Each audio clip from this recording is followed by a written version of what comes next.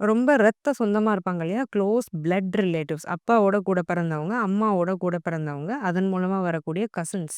இவங்க கிட்ட கவனமா இருக்கணும் மீனம். என்ன காரணம் அப்டின்னா, கூட இருக்கிறவங்க தான் குழி பறிப்பாங்க. எப்ப ஜென்ம சனியில. யார ரொம்ப நம்புறோமோ அவங்களால தான் ஏமாறப்படுவோம். இந்த க்ளோஸ் பிளட் ரிலேட்டிவ்ஸ்ட்ட தான் இவங்க ரொம்ப கவனமா இருக்க வேண்டியது அவசியம். ஏன்னா 4ஆம் இடத்துல குரு இருக்கிறதுனால, சும்மாவே இவங்க ரொம்ப கசியக்கூடிய ஒரு ராசி.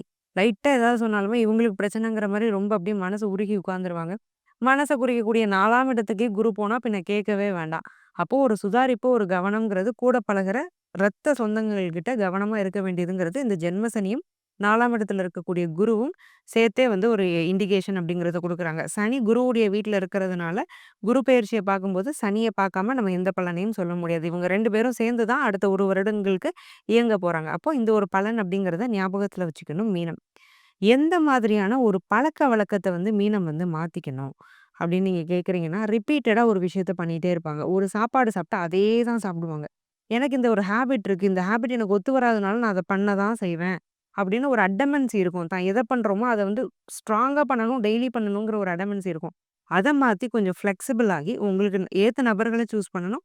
உங்களுக்கு ஏத்த ஹேபிட்ஸ சூஸ் பண்ணணும். இந்த ஒரு ஹேபிச்சுவல் சேஞ்ச நீங்க கொண்டு வந்துக்கிட்டீங்க அப்படின்னா, குரு பயிற்சிக்கு பின் மீனம்ங்கிறது ரொம்ப நல்லாருக்கும்.